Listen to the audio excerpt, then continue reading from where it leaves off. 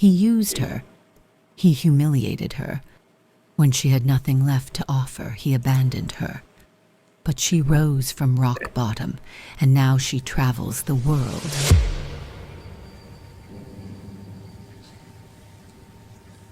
From rock bottom.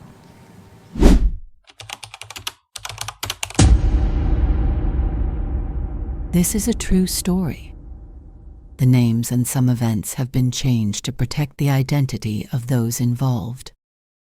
You are listening to From Rock Bottom. Subscribe to the channel and keep respect in the comments. Do you have an inspiring story of overcoming challenges? Send it to us by email. I was standing on the curb, watching strangers carry my life into a moving truck. And the only thing I could think was, don't touch the jar. Please, don't touch the jar.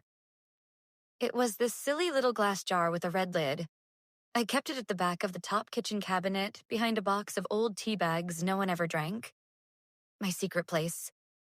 Every time I translated a couple of pages for someone, or tutored a kid in Spanish after school, or helped a neighbor with basic French, I'd fold the bills tight and slide them in. It wasn't much, not at first. But it was mine. It was my someday money. My maybe Paris money. My if I ever get a chance again money.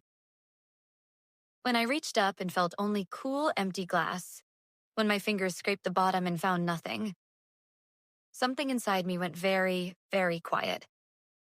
Not the kind of quiet that comes with peace. The other kind. The kind that means you're too shocked to scream. If you had stopped me right there, on that sidewalk, with my toothbrush tossed in a box and my winter coat slipping off a stranger's arm, and told me that one day I'd be drinking coffee in a tiny apartment in France, running late to class because I'd stayed up practicing my accent, taking weekend trains just to see a city I couldn't pronounce last year, I would have told you to leave me alone. I would have said that kind of future wasn't for people like me anymore. Not after this. But that's not where the story starts. I mean, it starts there for the hook, because that's the part where your chest tightens. But the story really starts a long time before the jar, before the truck, before the bills with my name and his promises all over them. It starts in a hallway that smelled like floor wax and cheap cologne. High school, third period. He bumped my shoulder by accident. At least that's what he said. And my books went sliding.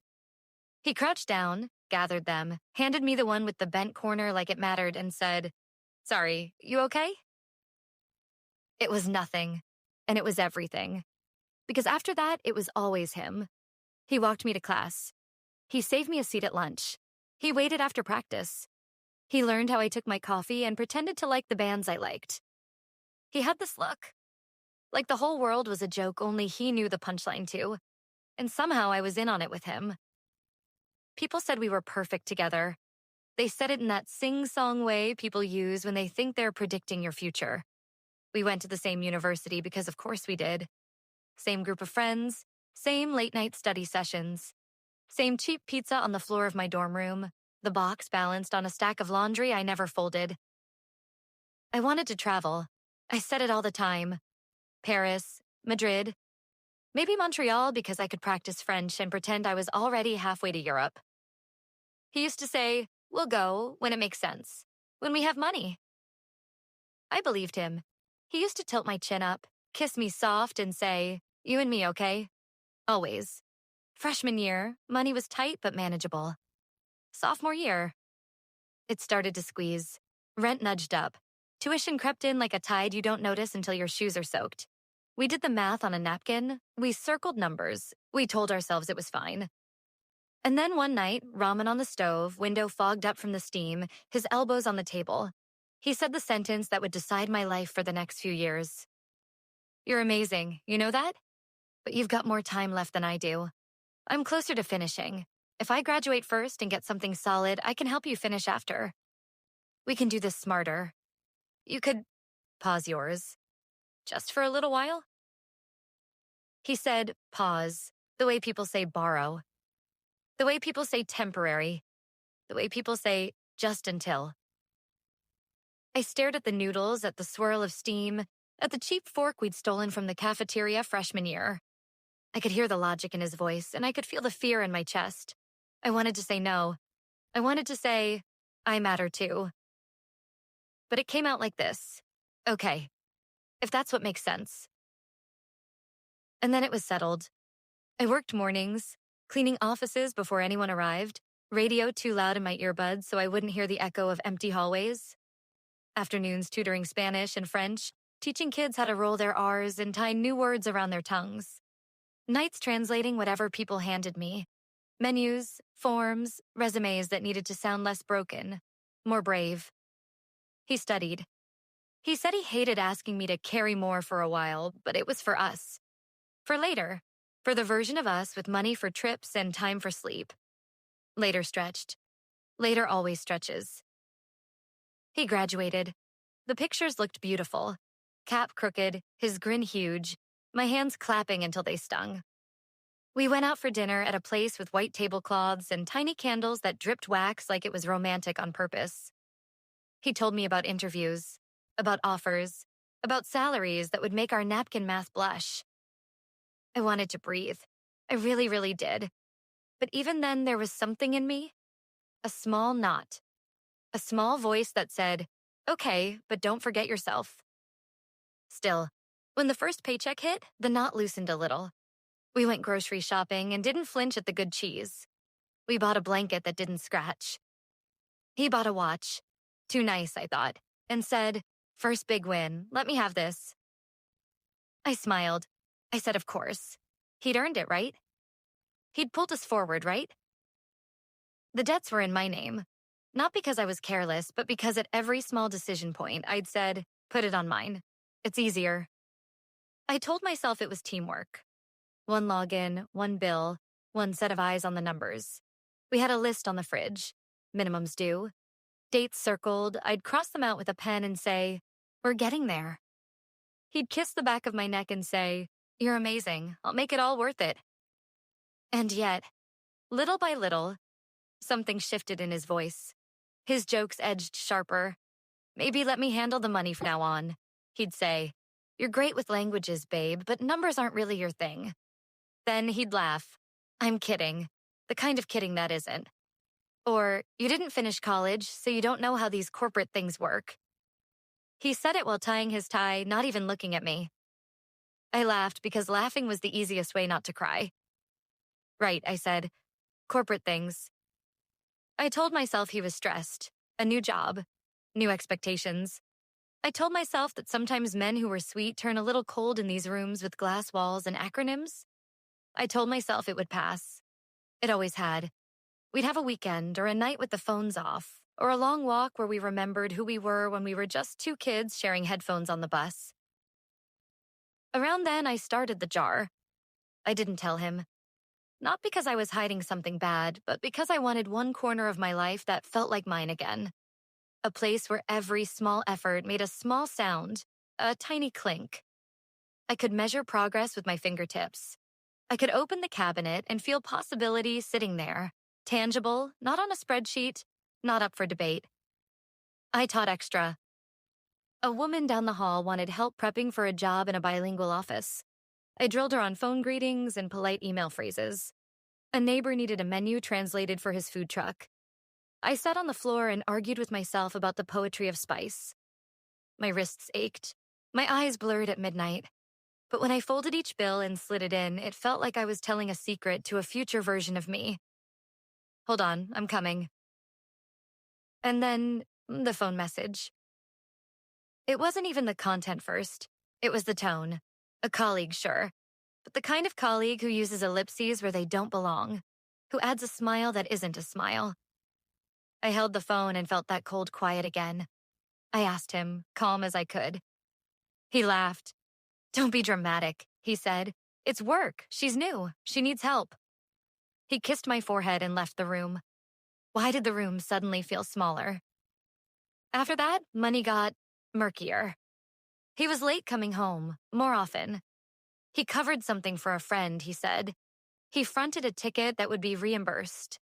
He moved some money between accounts I didn't have logins for. When I asked, he said, trust me. Said it like I was insulting him by even wondering. And then there were the jokes, the you didn't finish college ones, the stay in your lane ones, delivered with a grin and followed by a kiss, as if affection could sand down the edges. I'd stand at the sink, hands in soapy water, listening to him talk about meetings, about the way people looked at him when he spoke, and I'd shrink the tiniest bit.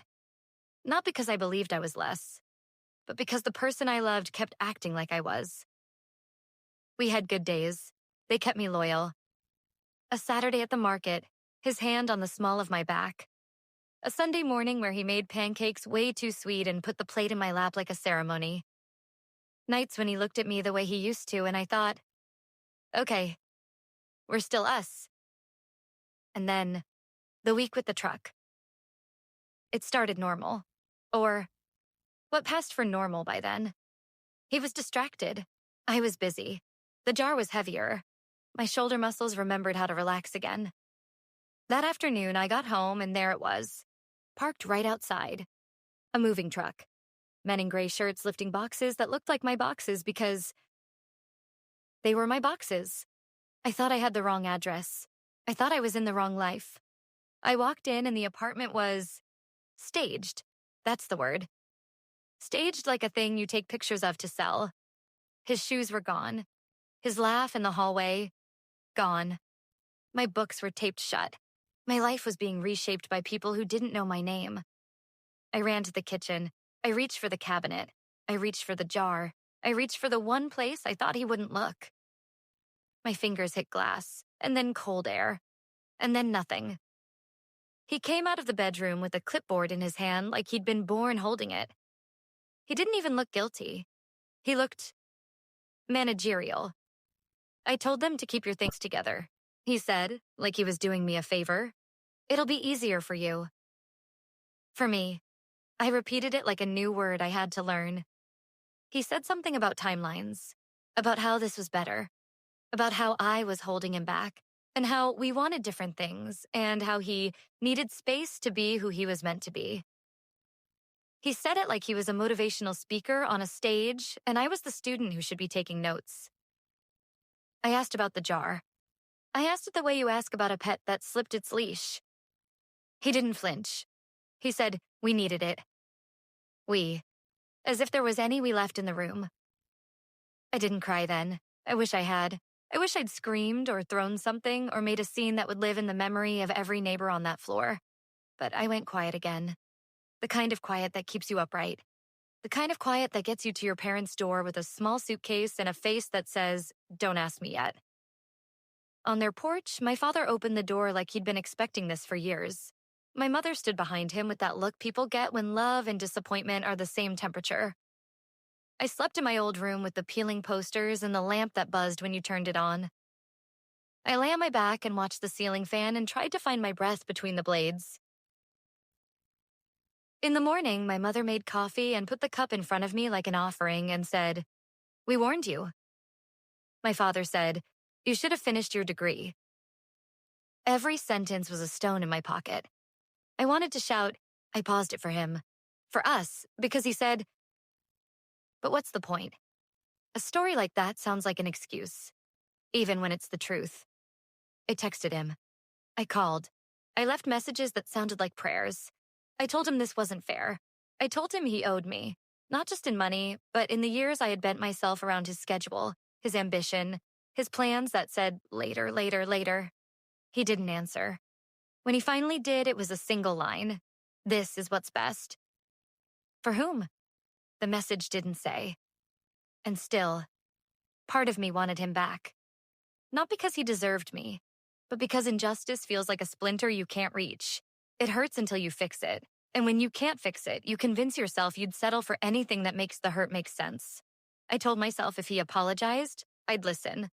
If he brought the jar back, my dreams folded into 20s and 10s, I'd forgive. That's the weakness in people like me. We think fairness is something you can negotiate with a person who doesn't believe in it. The days at my parents' house were long. I cleaned to earn my keep. I took on whatever small jobs I could find. Translating invoices for a mechanic down the road, tutoring a neighbor's kid for her exchange program. The kinds of things that don't pay a lot, but at least make you feel useful. At night, I lay awake replaying the last year like a movie where I wanted to shout at the screen, "Don't go in there. Don't say yes.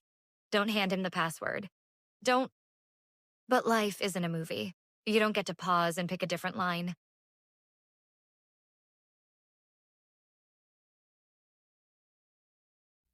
A week later, I heard through someone who knew someone that he was getting married.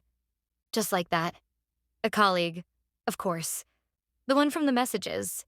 A small ceremony, classy, tasteful. He was starting a company, too. Clean slate, new brand. Same man. My chest burned like I'd swallowed something that fought on the way down. That night, I went to the cabinet at my parents' place, the one where my mother keeps spices in old jars with the labels that don't match. And I opened the one that said cinnamon and smelled like nothing. I held it in my hands the way you hold a thought you're not ready to say out loud. I closed my eyes and said, "Okay, if there's nothing left of the life I thought I had, then I'll build a new one. From nothing." And that's where I'm going to stop for a breath, because this is the part where the story shifts. Not in a big cinematic way. In the smallest ways a life can shift. In tiny yeses, in tiny no's, in the space between the person who begs for fairness and the person who makes her own. But before we go there, I need you to know this. I didn't become strong overnight. I didn't wake up fearless. I was still that girl who reached for an empty jar and felt something go quiet inside. I was still that woman who would put a pause on herself for someone else's idea of later. I was still hurt, still angry, still tired. And even so, something in me was done being quiet. That's the last thing I remember about the old version of me. How quiet she was. How polite. How careful not to take up space. The new one. The one who's going to walk you through everything that happened next. She breathes louder. She takes up room. She learns to say no in a voice that doesn't shake. So, take a breath with me. Because the next part is the fall that looks like it has no bottom. And then, slowly, the climb. I didn't sleep much the week after the truck. My body would shut down for an hour at a time, like a computer that overheats and needs to cool off. And then I'd jolt awake, heart hammering, mouth dry, reaching for a phone that never lit up with the message I wanted. I kept thinking, there's got to be a fix. There's got to be something I can say that makes him remember who we were. And every morning I woke up to the same quiet answer. There isn't.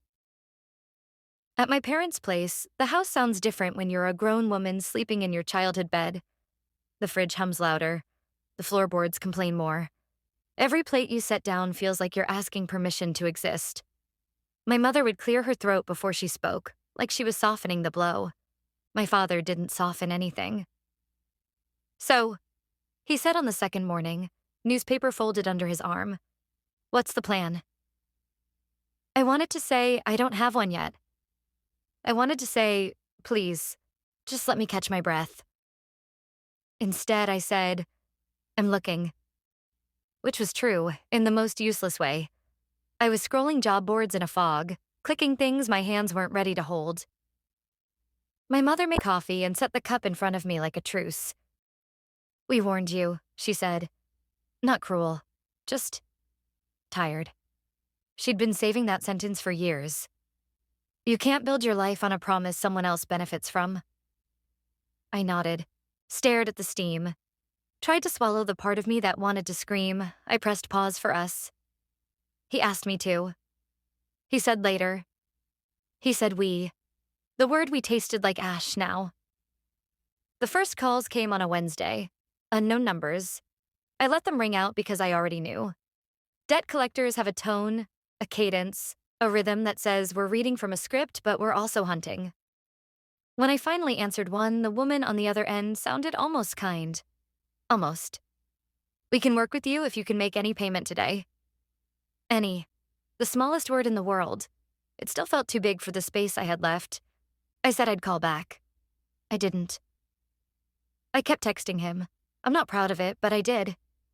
The messages got shorter as his silence got louder. At first it was paragraphs, then it was lines. Then it was 3 words. "This isn't fair." He answered once. "This is what's best." Then nothing. That sentence walked around my head for days, tracking mud on the floors. Old friends started appearing like ghosts, the kind that hover in doorways and don't commit to crossing the threshold. A few sent hearts without words. A few sent articles about moving on that made me want to throw my phone into the sink. One of them, a girl who sat 2 rows behind me in algebra and used to borrow my notes, called and went straight for the throat. "You should have finished your degree," she said. "You wouldn't be in this mess." As if a piece of paper could stand between a man and a jar he wanted to empty. Nights were the worst. That's when the replay machine kicks in. Every scene, every line, every moment you chose later over now. I lay on my back and watched the ceiling fan cut the air into pieces. I kept reaching for the version of me who said yes to pausing, yes to his plan, yes to his timetable, and I kept feeling like I was reaching through smoke. Around midnight on a Friday, I opened the closet in my old room and found a box I hadn't touched since high school. Inside, a faded scarf that still smelled like a mall perfume counter, a stack of movie tickets, a Polaroid with his arm around me and our faces too close to fit in the frame. I sat on the floor and laughed. Not because it was funny, because grief has a laugh. It slips out sideways. I put the picture back and closed the box like I was tucking in a child. The next day, I tried to be useful. I scrubbed the kitchen till the tiles squeaked under my feet. I organized the spice drawer my mother guards like a vault. I translated a flyer for the community center's fundraiser and taught a neighbor how to say "excuse me" politely in Spanish without sounding like she was apologizing for being alive. Those tiny wins were the only coins I had. Word got to me. Because word always gets to you in a small enough town, that he was doing well, that he had started something big, that he was with someone who got him. I heard it at the grocery store by the lemons.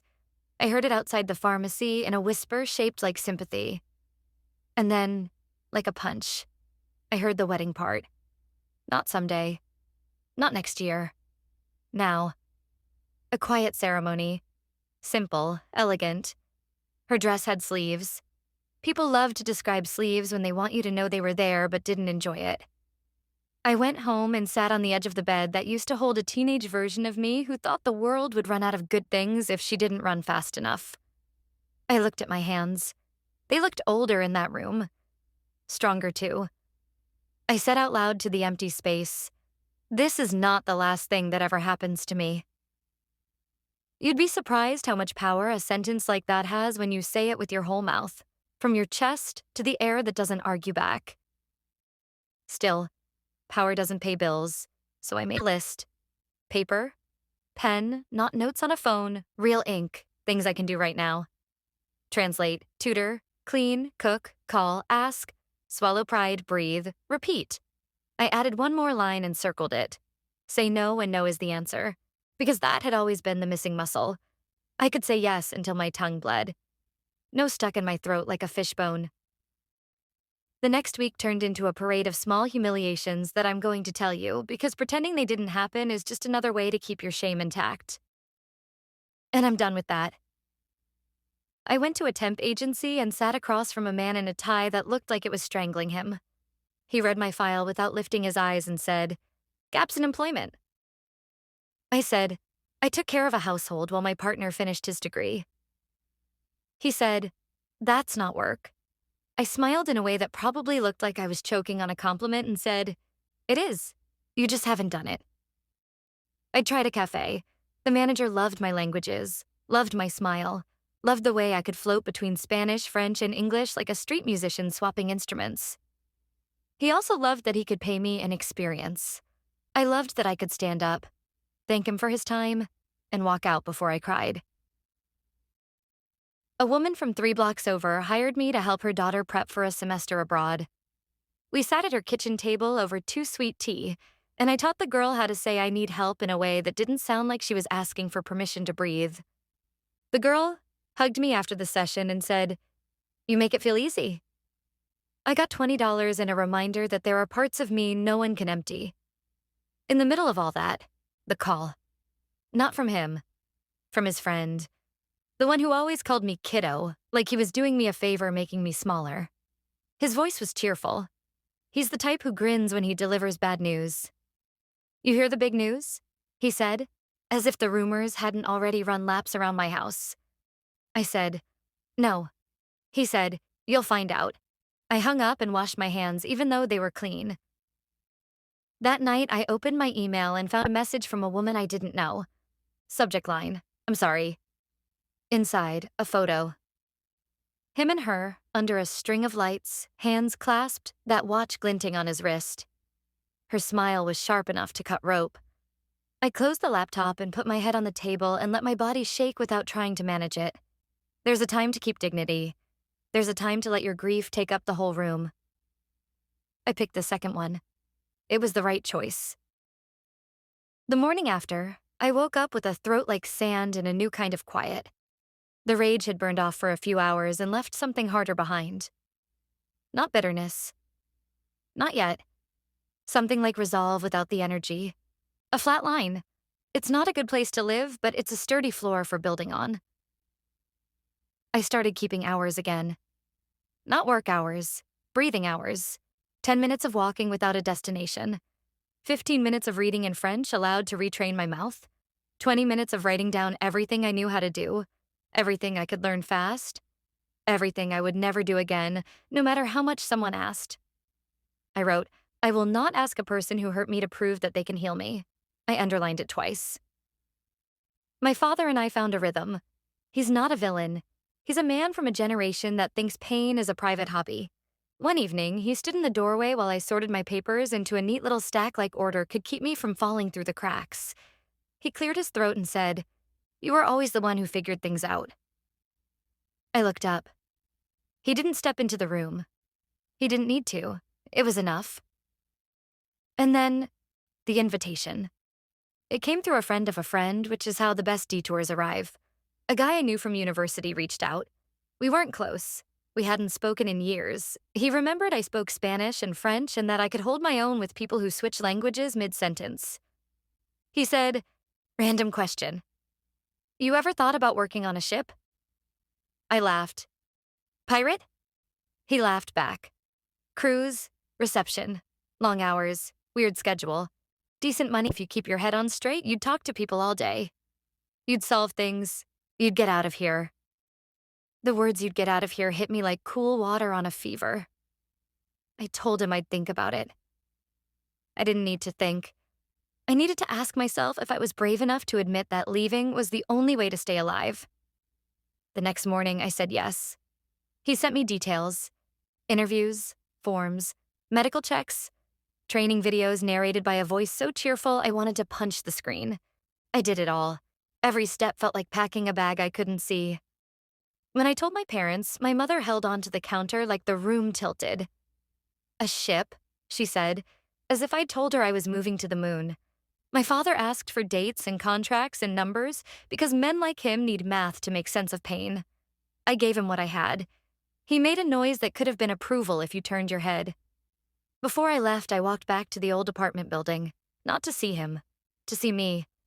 The me who had carried boxes, counted coins, tucked dreams into a jar.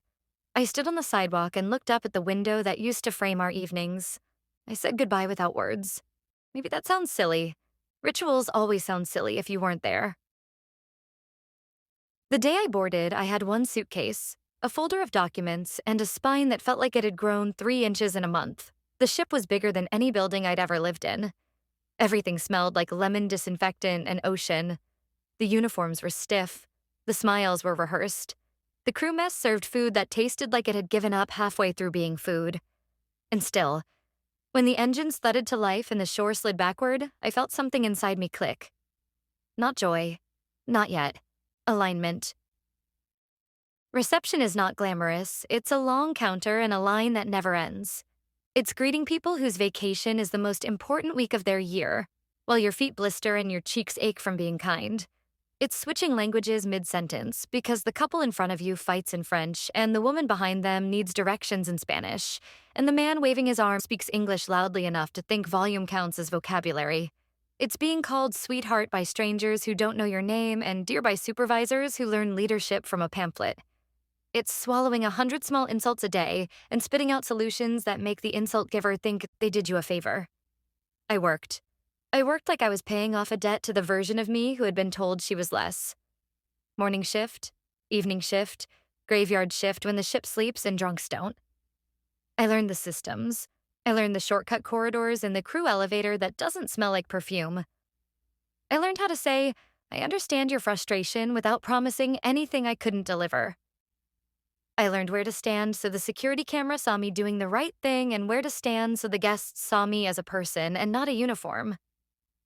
At night, when the hallways went quiet and the ocean did that low, patient breathing it does, I'd take my notebook to the crew deck and write. Not pretty words. Inventory. What I made that week. What I could send home. What I could keep. How many months until the collections calls would stop? How many months until I wouldn't flinch when I heard a man laugh behind me? I won't lie to you and say I wasn't humiliated there, too. Power finds you, even when you run. A supervisor told me my accent was too soft in French, and then asked me to teach him how to ask for a beer that didn't make him sound like a tourist. A guest snapped his fingers at me like I was a dog. Another one slipped me his room number on a folded napkin like I should be grateful to be chosen. I learned how to smile with my mouth closed. I learned how to let other people be wrong without donating my dignity to their lesson. The money was not great, but it was steady, and steady builds. I sent home payments. I watched balances shrink for the first time in years. I marked each loan with a dot in my notebook. Red for pain, orange for progress, green when it died. Slowly, a garden. Sometimes, late, when I finally got an hour to myself, I'd go up to the top deck where the passengers don't go and lean against the rail. Wind in my face, salt on my lips, cities sliding into view like stories you haven't heard yet.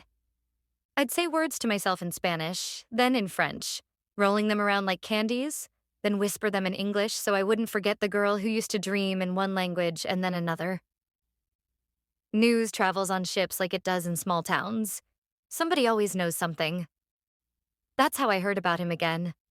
Not because I went looking, because a bartender with very good eyebrows handed me his phone one afternoon and said, "Isn't this your guy?" A headline, not a big paper, big enough, fraud investigation, investors misled, sources say. I felt not joy, not relief, not yet. Something like a door unlocking in a house I didn't know I still lived in. I didn't tell anyone. I tucked it into the folder in my mind where I keep things that might turn into truth.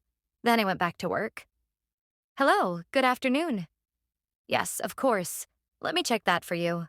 One moment, please. By the end of my second contract, the numbers in my notebook looked different.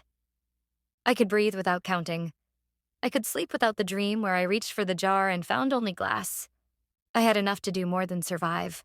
I had enough to decide. That's when I did the thing the girl on the curb would have called impossible. I applied to a program in France. I told myself it was a dare. I told myself they would say no and I would have a good cry and a good story and I'd keep going.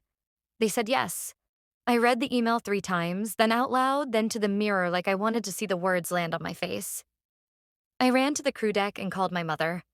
She cried into the phone and said, "You always were stubborn." It sounded like a blessing for the first time in my life. I took the next contract only to stack a little more. I ate in the crew mess and skipped the port cafes the way you skip dessert when you've decided to buy a house. On the last night of that contract, I stood on the gangway and watched the city lights smear into the water and said goodbye to the version of me who thought service was the only job she deserved. When the plane touched down in Paris, the wheels kissed the ground and I did too. Not literally. In my chest. In my bones. I walked into the cool air and every sound was a language I had loved from a distance for years. I got lost on purpose. I said yes to being a beginner again. I sat in classrooms with people 10 years younger and older, and no one asked me why I was late to my own life. I learned how to order bread without apologizing for my mouth. I found a job at a small office that needed someone who could answer the phone in 3 languages without flinching. I learned the rhythm of trains. I learned the kindness of strangers who correct your grammar gently and mean it like a gift. And one night, months later, in a tiny apartment with windows that stick when it rains, a message lit up my phone from a friend back home who never liked him and never lied. "He's in jail," she wrote. No exclamation point, no gloat, just the fact. Fraud, Charges, court, sentencing soon. I stared at the screen until my eyes watered. Then I set the phone down and made tea. I don't know how to describe what I felt except to say, my body let go of something it had been holding for years without telling me. My shoulders dropped. My jaw unclenched. I didn't need him to suffer to be okay. I needed to know the world still had rules. I stood by the window and looked out at a street that wasn't mine and felt at home anyway. I said softly, to the glass, to the night, to the girl who used to hide bills in a jar behind stale tea, we made it. And then I laughed, because I wasn't at the end of anything. I was at the beginning. The next morning, I woke up before the city. The air was still cool, the streets washed clean from an overnight rain. I made coffee in my tiny kitchen, the kind where you can touch the stove, sink, and fridge without taking a step, and stood by the open window watching Paris stretch awake. And for the first time in, I don't know how long, I didn't feel like I was catching up to my life. I felt with it, inside it, my feet under me, my chest steady. The program was almost over. A few more months and I'd have the certificate that was supposed to open doors. But somewhere along the way, I realized I wasn't waiting for a door anymore. I was already in the room.